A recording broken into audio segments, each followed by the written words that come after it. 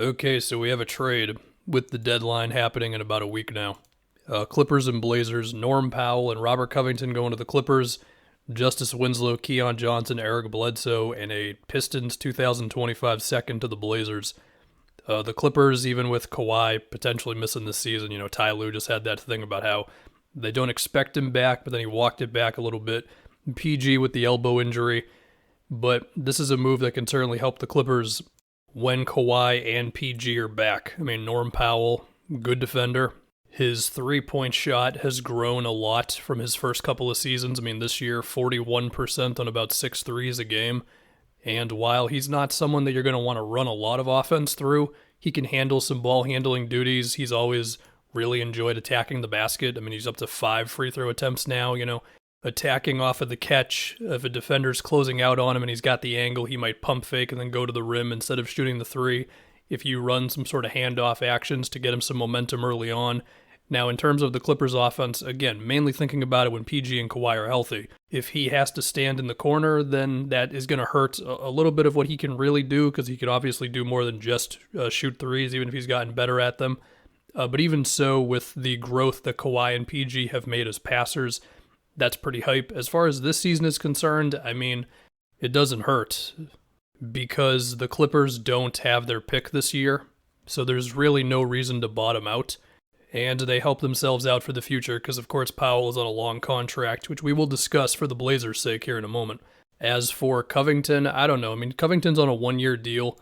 At this point, he is okay from 3, doesn't do much off the dribble, doesn't do a whole lot as a screen setter, better team defender than on-ball guy.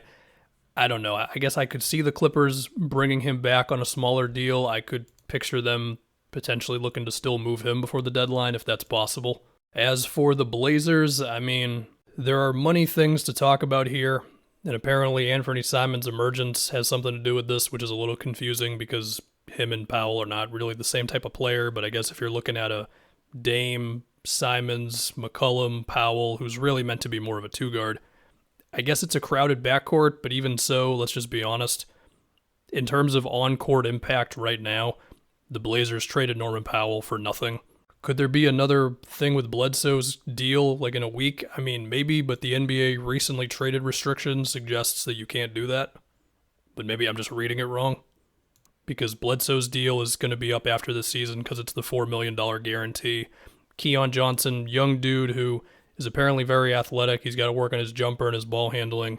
Justice Winslow, I mean, sure, there was Point Justice, which was like 4 years ago or whatever now, but through injuries and just, never really developing the outside shot. Like, he could be a rotation piece, and, I mean, he's a defender, ideally, so that could help them, but even so, this does not feel great for Norm Powell. It really doesn't. I would hope that you could have swapped him for a player who could start and be good for you right now, but maybe at a different position, like power forward or whatever.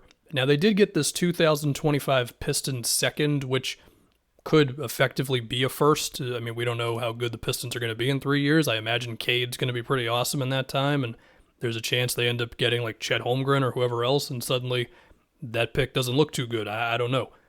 But I've already seen Blazers fans just be super negative about this deal, and it's understandable. I mean, sure, from a money standpoint, okay. From a basketball standpoint, this is not very fun. Could this be the first sign of other things to come for the Blazers? Yeah, potentially. I mean, I already saw people speculating, is CJ out next or whatever. I don't know. I still think it's just going to be difficult to find a trade for CJ. As far as, Larry Nance's contract, okay, that's a possibility. He's on a 1-year deal, good screen setter and good finisher around the rim, good passer on short rolls. Teams could want him. But yeah, for the Blazers, I mean, you traded a good player for the sake of saving money. They're now under the luxury tax. They got a second rounder that could be awesome. It doesn't feel great.